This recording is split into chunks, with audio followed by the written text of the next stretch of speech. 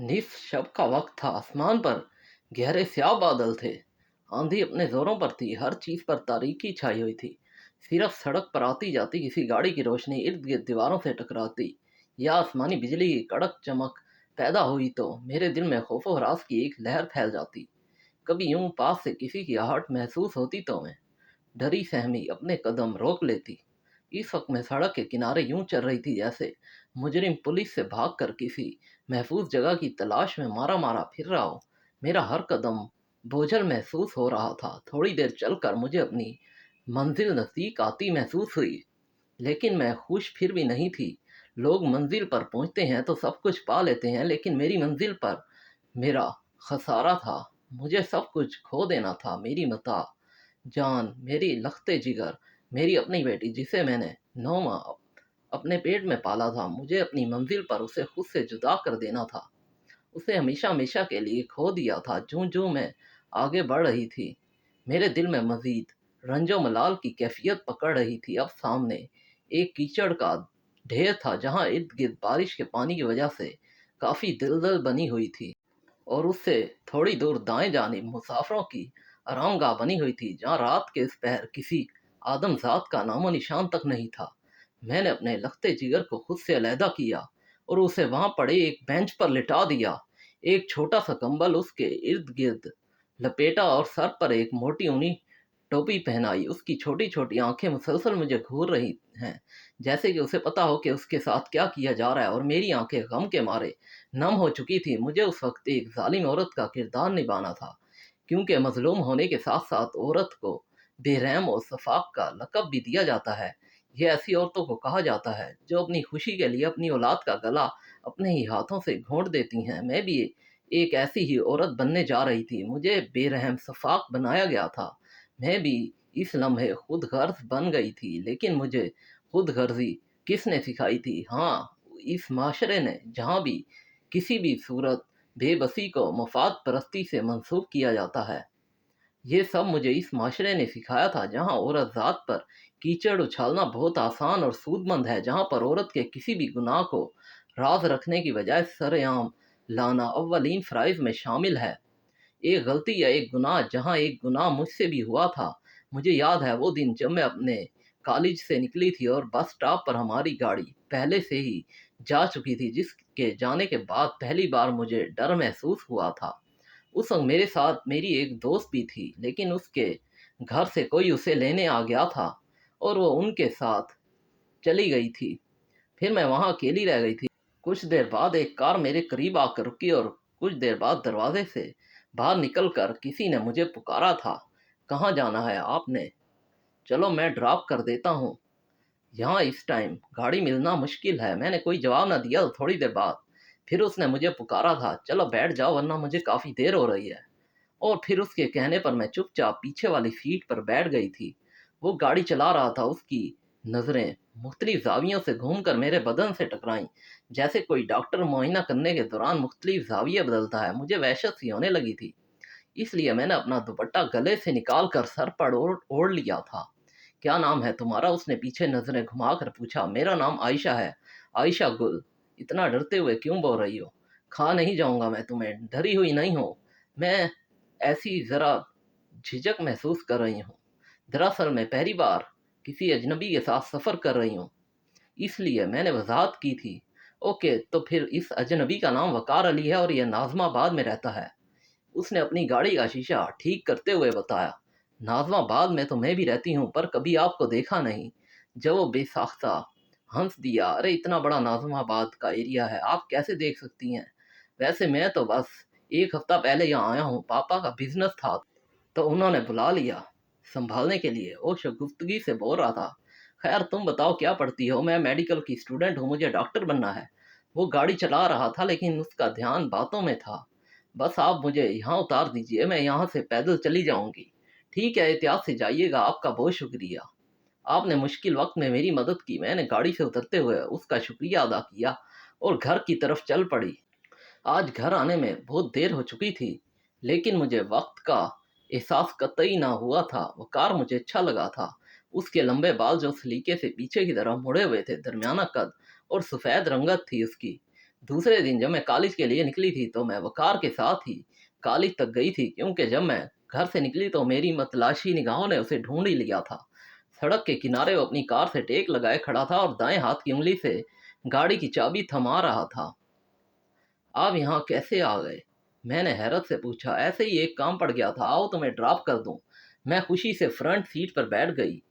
वक्त गुजरने के साथ साथ मैं उसे चाहने लगी थी। वो जब भी मुझसे दूर होता तो मैं गमगीन हो जाती। वो अगर नाराजगी जाहिर करता तो मैं रोने लग जाती थी, और अगर प्यार भरी नज़रों से देखता तो मैं खुशी से फूले ना समाती थी। उस रोज़ शाम के वक्त मुझे वकार की कॉल आई थी, किधर हो आयशा और क्या कर रही हो?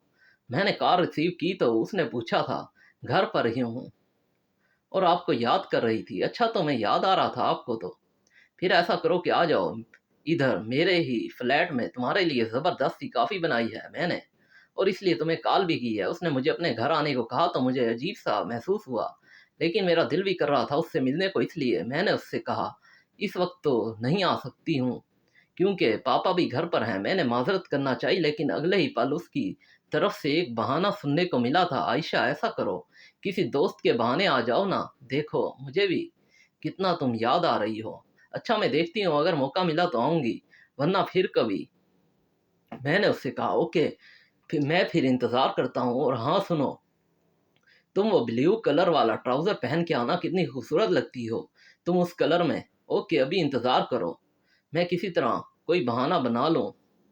वकार का फ्लैट हमारे घर से थोड़ा ही दूर था। वो यहाँ काम के लिए आया हुआ था, अपने पापा का बिजनेस यहाँ रहकर आसानी से संभाल रहा था, लेकिन कभी मुझे उस बारे में उसने नहीं बताया था कि उसके पापा क्या बिजनेस करते हैं। मैंने बहुत पूछा, लेकिन वो हर बार टाल मटोल कर देता। आधे घंटे बाद उसके फ्लैट के सामने मैं खड़ी थी।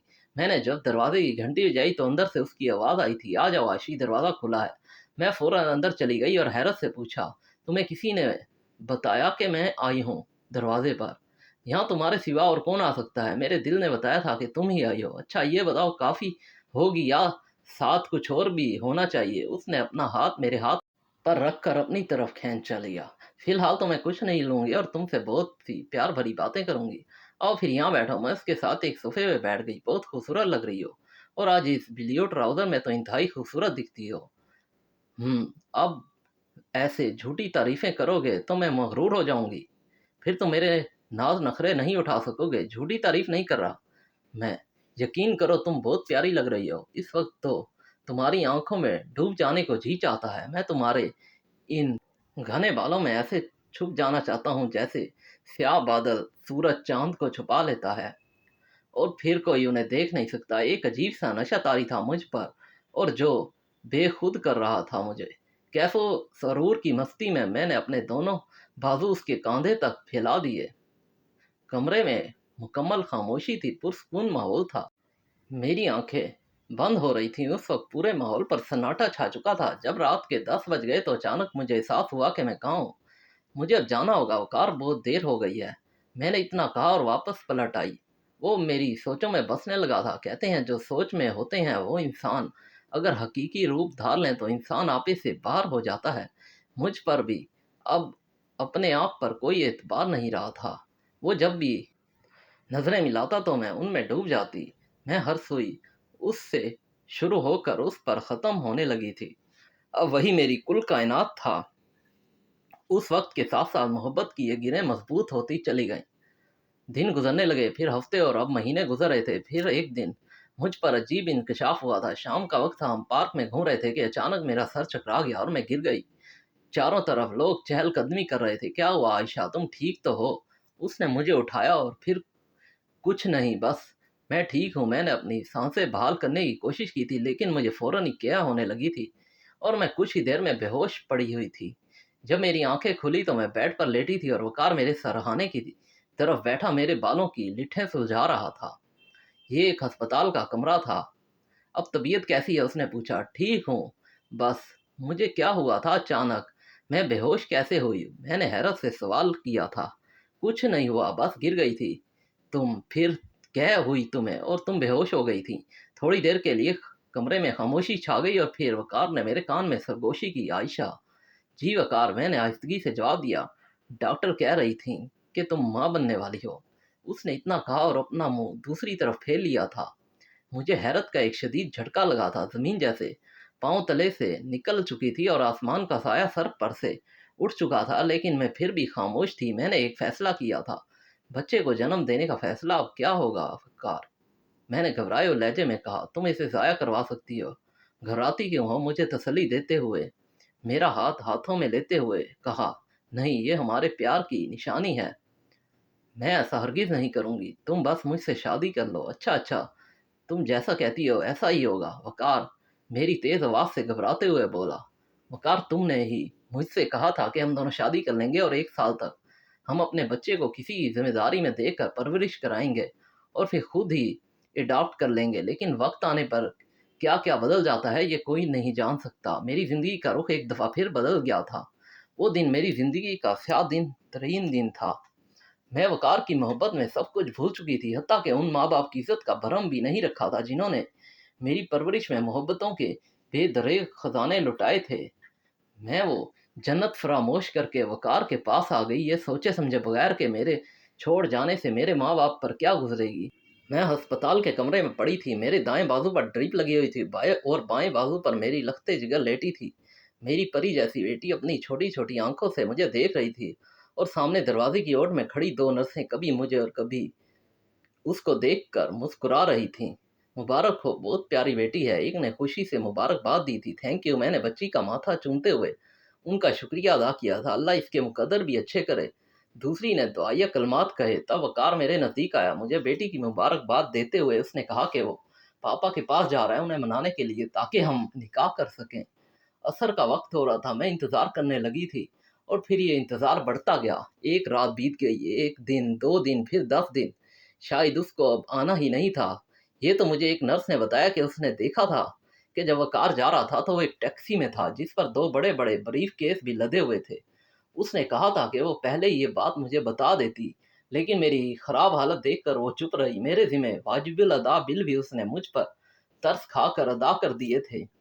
वकार कहाँ चला गया था ये तो मैं नहीं जानती थी, लेकिन आज 11वां दिन बाद में वहां से निकल आई। रात के अंधेरे में बादलों की गरज चमक और तेज तूफानी मौसम में मैं वहां से अनजान राहों की मुसाफिर बनकर निकल पड़ी थी।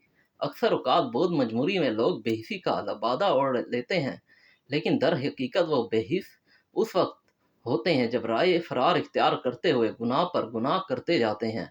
और अब मैंने भी अपने गुनाह से बचने के लिए ऐसी ही राह फरार इख्तियार की थी। आज इस वाक़ये को 15 बरस गुजर चुके हैं। मैं अपने दिल का करार तो उसी बेंच पर छोड़ आई थी, अपनी मासूम गुड़िया के पास। दिल के बेकरारी का करार जब कहीं से बदल ना सका तो एक यतीम खाने में पनाह हासिल कर ली। 15 बरस से मैं बिला मुआवजा अपनी खिदमात अंजाम दे रही हूँ। जब कोई छोटा मासूम गुनाह इस खाली झूले में आता है तो उसको सीने से लगाकर मेरी ममता को बहुत सुकून मिलता है। दुआ कीजिए मेरी ममता करार पा जाए। गुनाह का कफारा अदा करने के लिए मेरे पास इससे बेहतर रास्ता कोई ना था।